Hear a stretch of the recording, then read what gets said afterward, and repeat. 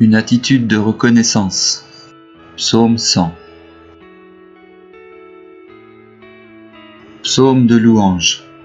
Poussez vers l'Éternel des cris de joie, vous tous, habitants de la terre. Servez l'Éternel avec joie, venez avec allégresse en sa présence.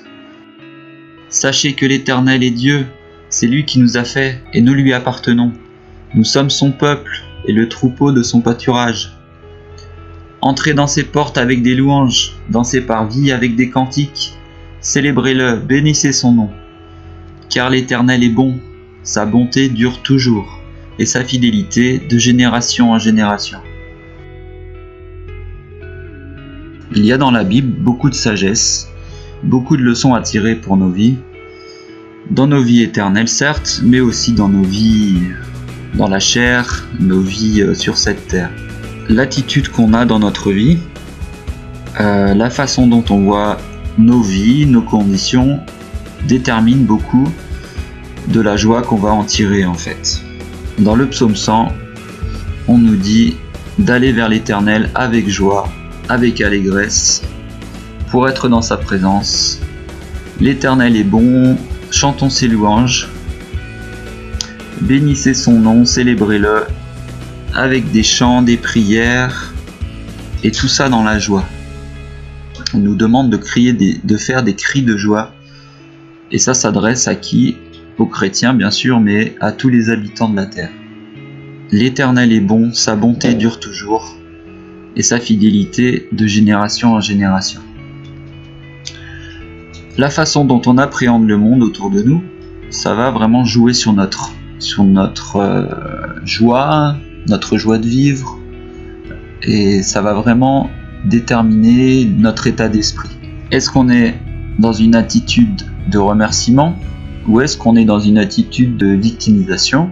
Une personne qui n'est pas dans une attitude de remerciement, de gratitude envers Dieu, ne connaîtra jamais la joie, la vraie joie intense de connaître Dieu. Une personne qui est déprimée ou qui est triste, mais de façon chronique, c'est-à-dire tout le temps, là il y a un problème et on peut se demander si cette personne n'est pas dans une attitude, dans un état d'esprit qui ne remercie pas les autres en fait. Cette attitude de remerciement, elle va de pair avec la joie que l'on peut tirer de notre vie. Si on comprend et on réalise en fait tout ce que Dieu fait pour nous et a fait pour nous,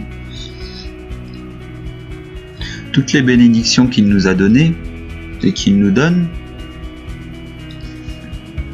si on réalise tout cela, eh bien nous aurons des vies joyeuses et dans la paix.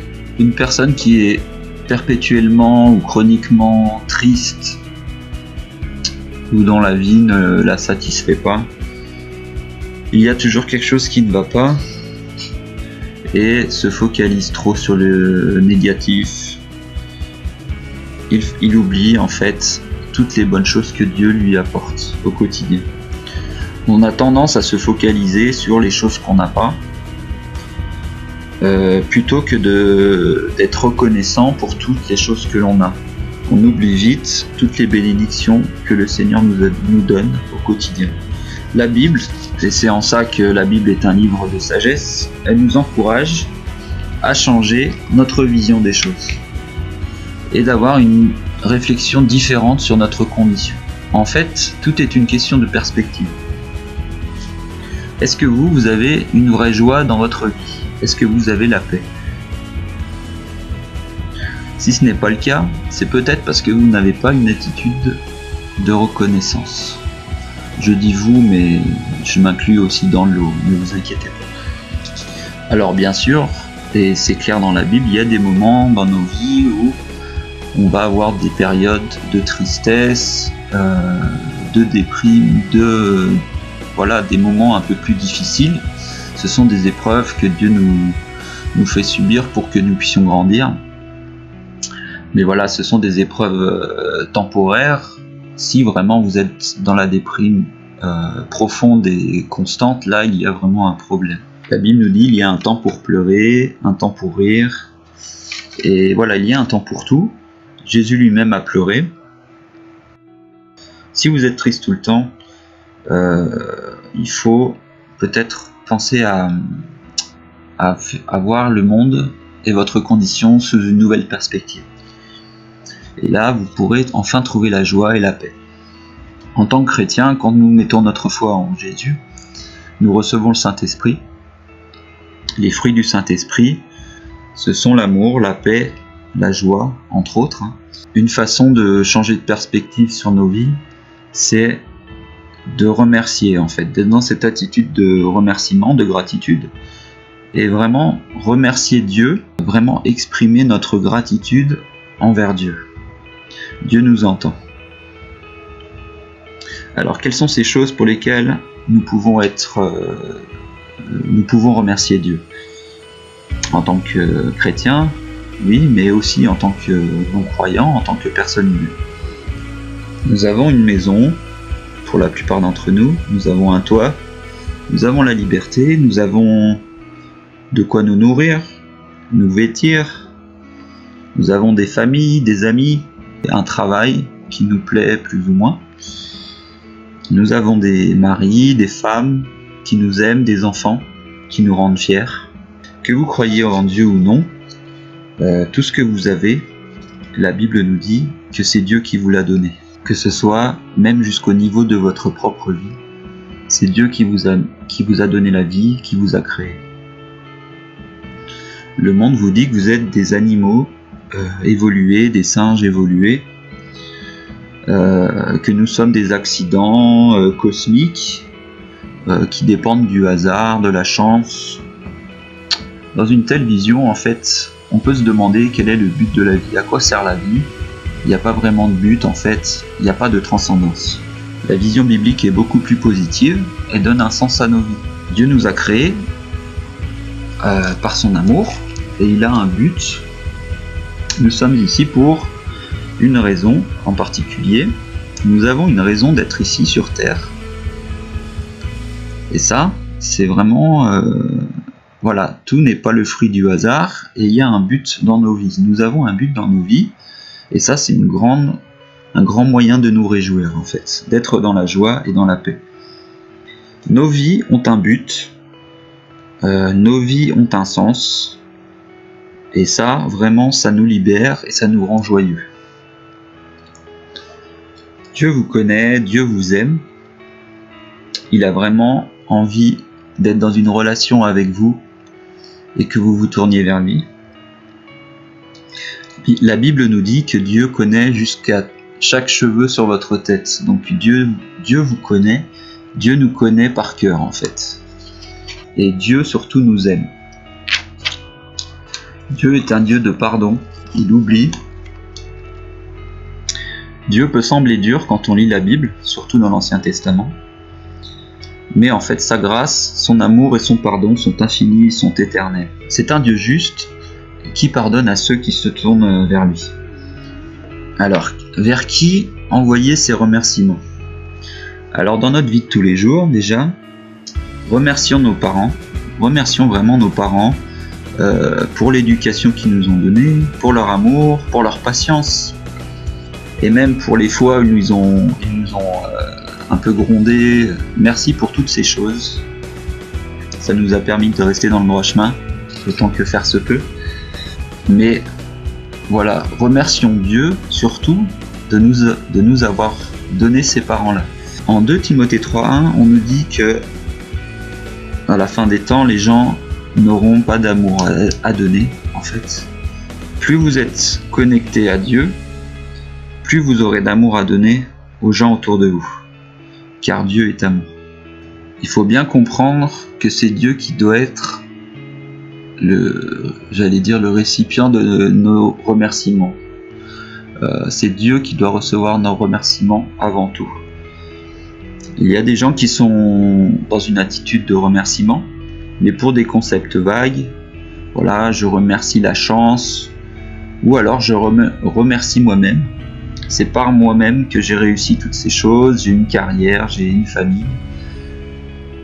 On oublie un peu, c'est le hasard et la chance qu'on remercie, mais non, il faut remercier Dieu, car c'est Dieu qui décide de toutes ces choses et qui nous a donné toutes ces choses. La Bible nous dit en Jacques 1,17 « Toute grâce excellente et tout don parfait descendent d'en haut, du Père des Lumières, chez lequel il n'y a ni changement ni ombre de variation. » La Bible est très claire que tout ce qui est bon, tout don, toute chose agréable dans nos vies, nos familles, notre travail, nos femmes, nos maris, tout cela descend d'en haut, c'est le Père Céleste qui nous les a donnés. Donc c'est à lui qu'il faut dire merci en premier lieu. Il faut que nous soyons dans le remerciement pour les choses que nous avons et pas forcément être dans l'attente pour les choses que nous n'avons pas. Ce que nous avons dans nos vies, ce sont des repas, de quoi manger, de quoi boire, des toits au-dessus de nos têtes, tout ce confort que nous avons. Vraiment, nous vivons comme des rois. Merci Seigneur pour toutes ces grâces. Merci aussi Seigneur pour nos amis, nos familles, nos enfants, nos conjoints. Merci Seigneur aussi pour le travail que tu nous donnes. Quand nous avons du succès dans notre travail, c'est grâce à toi.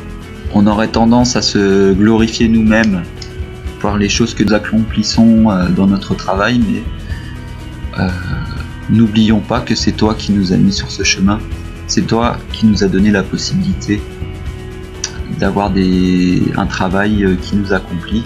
N'oublions pas de te remercier quand tout va bien et pas seulement quand nous avons besoin d'aide en fait. Soyons tout le temps dans le remerciement et pas seulement quand les choses vont bien. Merci pour nos parents, l'éducation, l'amour qu'ils nous ont donné, leur patience et leur correction quand nous étions sur le mauvais chemin. Merci aussi pour notre santé. Nous avons la forme et voilà, nous te remercions quand nous sommes en bonne santé et pas seulement quand on a un bobo. Nous apprenons dans la Bible, Seigneur, que tu détestes les orgueilleux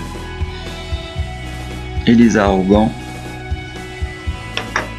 Donc, essayons d'être humbles et dans le remerciement.